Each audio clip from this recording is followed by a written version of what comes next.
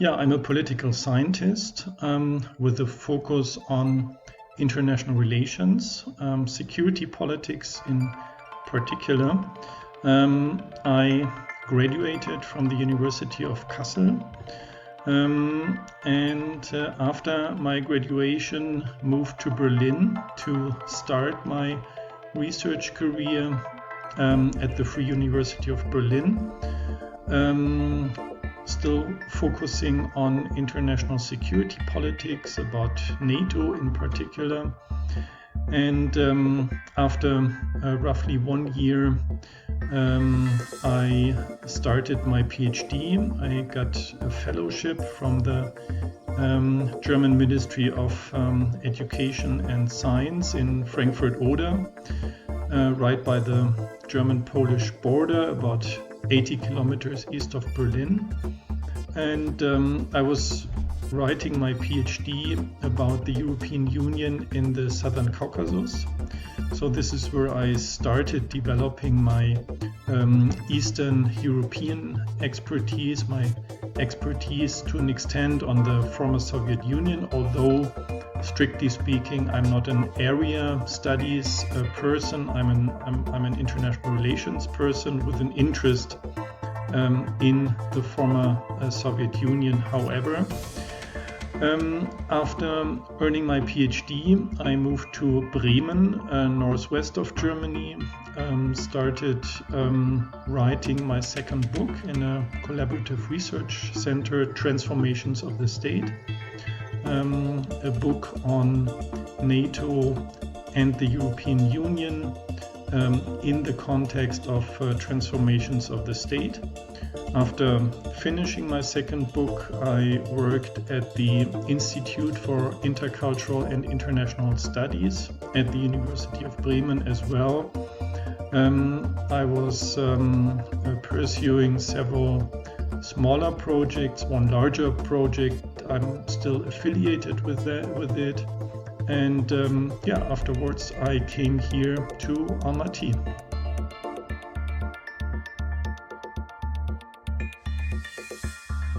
I started working at the Kazakh-German University in fall term 2017. So since September 2017, I'm here in Almaty as a DAD Langzeitdozent, as they call it in German. You could translate it like visiting professor or associate professor on behalf of the German Academic Exchange Service. And Langzeit, long term, is defined in the context of the DAD as 5 years.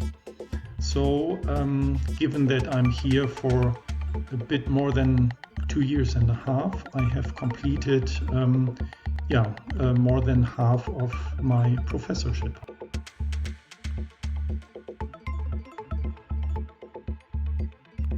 Yeah, I teach a number of courses broadly in the international relations discipline, both at the BA international relations level, but also at the MA level, where we have a master program, regional studies, Central Asia. And I teach courses like the governance of European security. I teach regional security in the post-Soviet space, external relations of the European Union, regional security organizations, where we look at regional security organizations in depth, but also in a comparative perspective. But I also teach somewhat out of the international relations discipline, politics of Germany, so the political system of Germany. And most of these courses I teach in German, although some of them, like the governance of European security, are taught in English.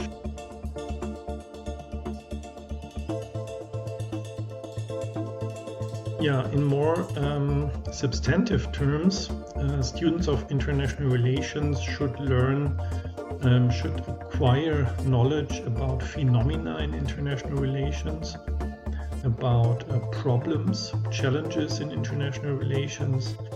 They should learn what actors are there in the first place, states, international organizations, non-governmental organizations as well.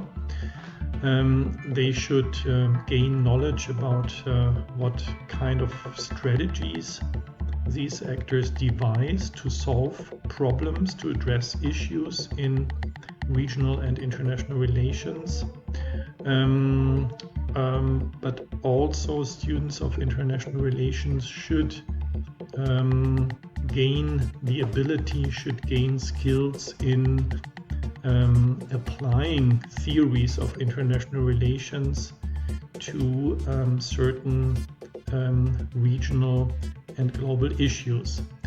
In terms of more generic skills, students of international relations should develop leadership skills, they should develop communication skills, they should engage in critical analysis, in addressing certain problems, in devising solutions. Independent thinking is an important generic skill.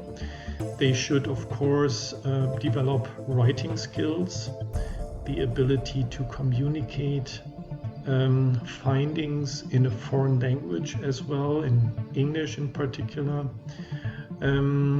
They should be able to communicate their results in a concise and scientific fashion. And the ability to present skills, presentation skills, to communicate results. These are the most important substantive skills and generic skills for students of international relations.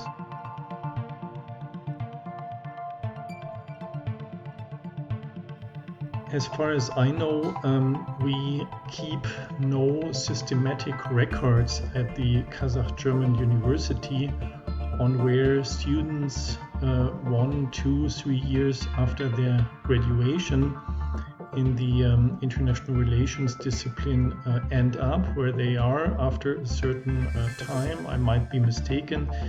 What I can tell is something from my personal information from students that I loosely kept in touch with, from recent students who kept in touch with graduates.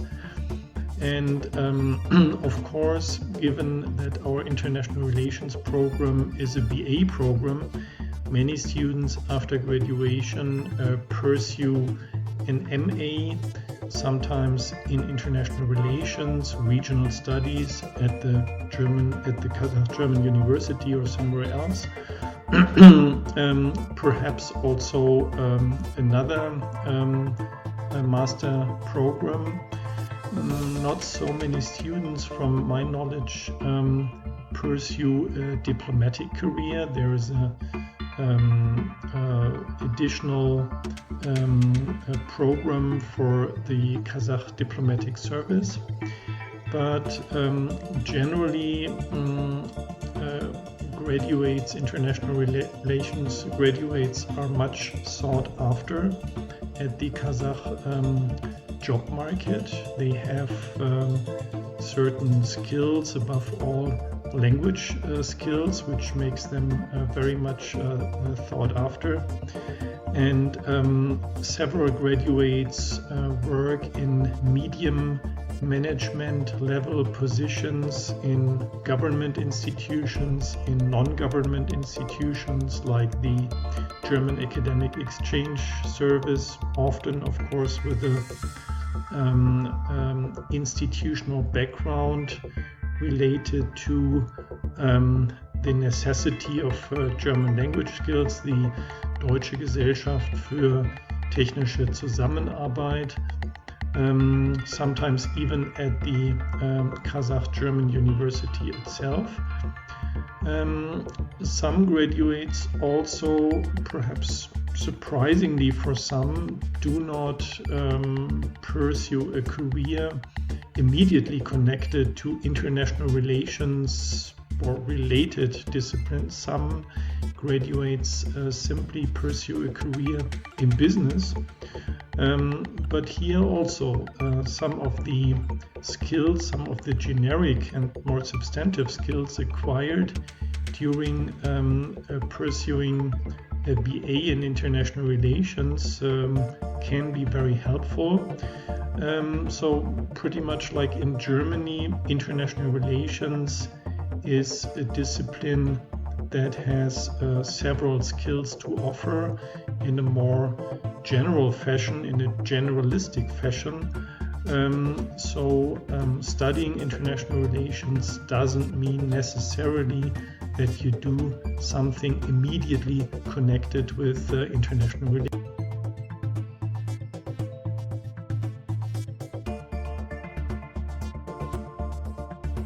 The Center for Research and Graduate Education at the DKU is a new center, still in its early stage with several functions, still to be shaped during the next couple of months. I think three key functions of the center stand out. The first function is to attract external funding, to support, to initiate research projects being implemented at the DKU, but also to develop contacts with academic institutions often involved in such projects outside the DKU. The second key function is a training function. The center will be offering a number of research training programs, academic training programs, workshops, in particular with content such as presentation skills, academic writing, academic publishing, peer review publishing. And of course, we at the center need to be careful that there is no duplication of skills, research skills that our students gain during their regular courses taught at the DKU.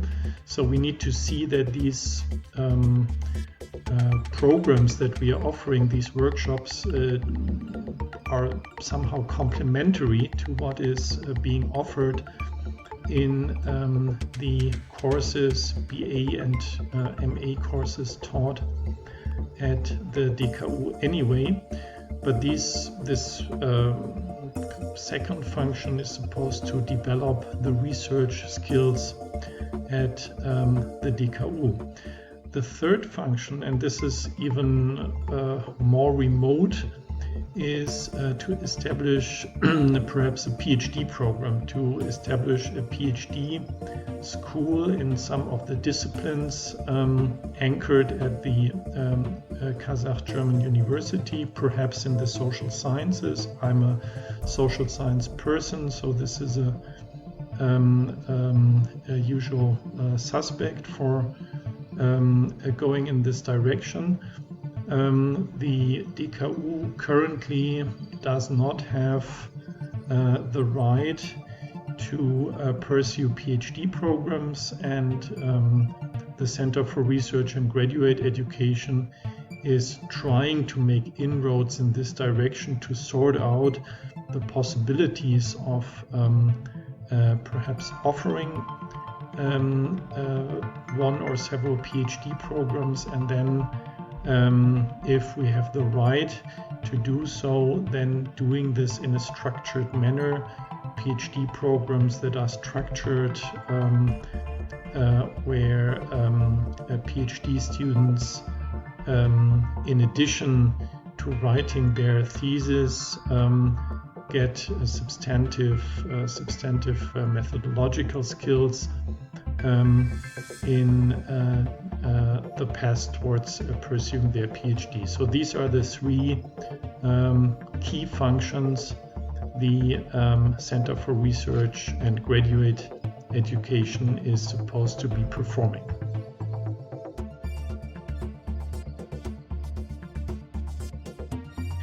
Be curious, be passionate, sort out the many opportunities out there for funding, many of which are competitive. So you need to be smart, you need to be good, you need to be having good grades, but there are many opportunities out there for funding, for MA funding, for PhD funding. So sort out, consider these opportunities, pick a research theme that interests you, that causes passion in you, and a research theme that you can later, if you become a full-fledged scientist at some point, a research theme that you can be identified with somehow. A theme like climate change, like water in Central Asia, like a certain regional organization like the CSTO, the SCO, the OSCE, something like that. So try to identify your research theme that you can be identified with. Develop contacts is very important. Develop contacts with professors, with other like-minded young researchers. And perhaps most important, share your ideas, share your thoughts, orally or written, present your early ideas about a research project, about an MA thesis, about a PhD project. And ideally also in the early stage of a scientific career, do consider publishing already. I did a week ago a webinar about academic publishing, which you can find on the DKU homepage, so have a look at that. So I think these are the most important things to consider when you start a scientific career.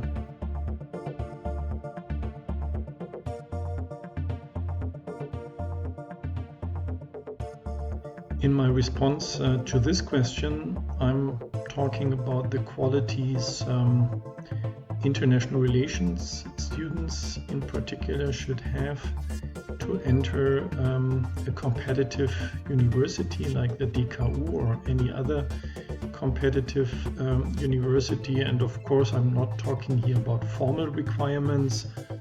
I'm talking more about other qualities I think the student should ideally have to enter a competitive university. And I think several of the qualities that will be developed during the course of the program, the international relations program, should be there already to a degree. Communication skills, writing skills, language skills. I think this will be definitely assets when you pursue your program, when at least to a degree these skills are already there. And I think perhaps most important is that you have an intrinsic interest in the subject matter international relations, that you read the news, that you're aware of what is going on in the world.